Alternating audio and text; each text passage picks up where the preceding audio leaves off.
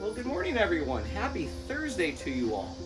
I'm so exciting that you decided to join me on my front porch this morning for daily devotions through Redeeming Life Fellowship. And if you haven't met, I'm Dan. You're at my house right now. I decided to do something out of the study this time, and we're going to continue. We're going to pick up from where we left off yesterday, and do the second half of chapter 7 of 1 Corinthians. That's beginning in verse 25 and then ending at the end in verse 40, if I'm not mistaken. Yep, that's about right. And essentially, what we're going to do here is nothing more or less than a continuation of where it is that we began yesterday, which, if you'll remember, chapter 7 begins the first stage in which Paul is actually addressing issues that the church in Corinth is writing to him personally about.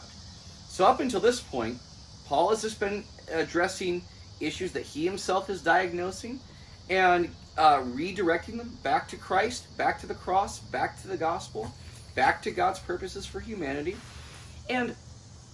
But by this point, Paul, in chapter 7, is finally sitting down to address the issues the Corinthians, they themselves have offered, or they've extended, where they want to know, in large part, if the gospel is true and we've made ourselves followers of Christ, what on earth are we supposed to do with this thing called sexuality? Human sexuality, it's a part of our being, it's a part of our culture, that has certain standards. And how do we navigate these vexing issues, these complicated issues in our day, Paul? What do we do with this? And the issues throughout all of chapter 7, they touch on problems like marriage, on divorce, about widows, virgins, unbelieving spouses. And the thing that I want to remind you, it's going to be the same here as it was yesterday, is that the way in which Paul addresses these issues, he is always navigating through these problems in light of God's purposes. That however it is that he is laying down a prescription, the principle is always informed by asking the question, what are God's purposes for you Corinthians? What is God's purposes for us, followers of Jesus? What is God's purposes for the world at large? And that's the sort of thing that is at every step informing what God, informing the prescriptions that Paul is actually making for these Christians in Corinth. So with that in mind, let's just read through the second half of chapter 7, beginning in verse 25, and hear how it is that Paul is navigating these issues in light of God's purposes. I'll tell you, this comes to a head, or maybe a concentrated point, namely in verses 29 through 31.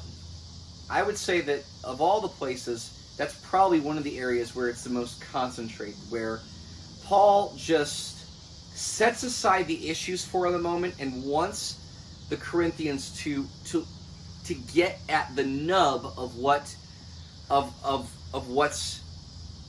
informing his prescription. So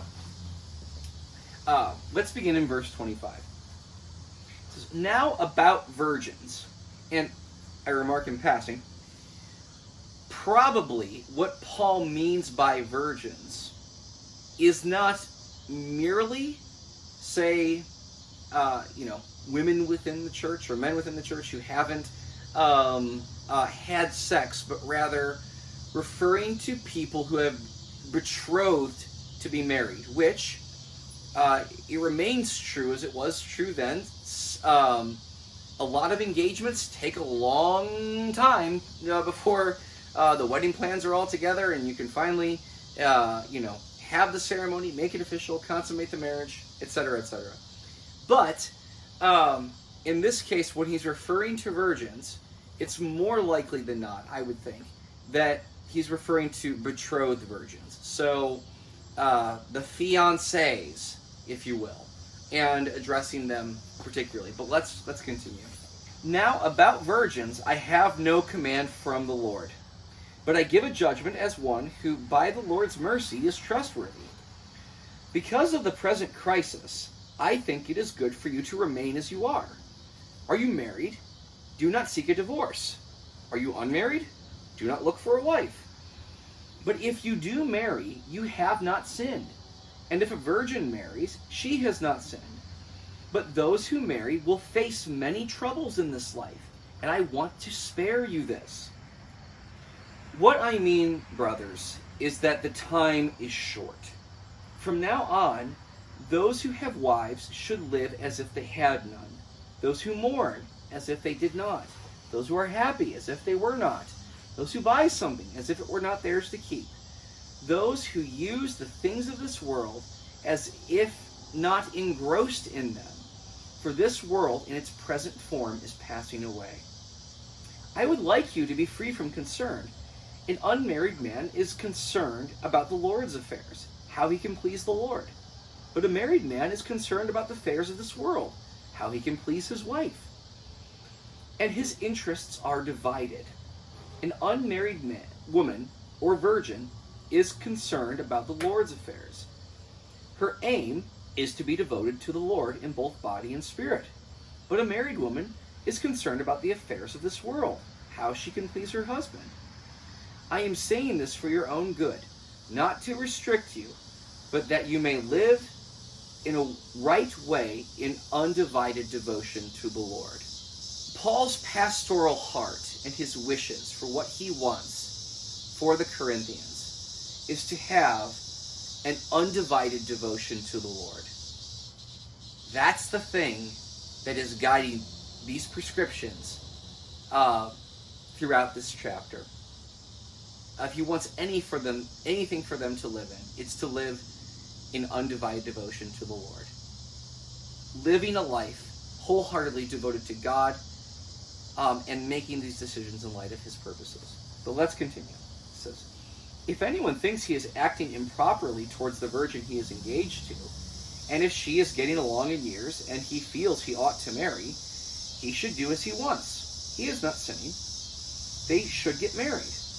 But the man who has settled the matter in his own mind, who is under no compulsion, but has control over his own will, and who has made up his mind not to marry the virgin, this man also does the right thing. So then he who marries the virgin does right, but he who does not marry her does even better. A woman is bound to her husband as long as she lives, but if her husband dies, she is free to marry anyone she wishes, but he must belong to the Lord. In my judgment, she is happier if she stays as she is, and I think that I too have the Spirit of God.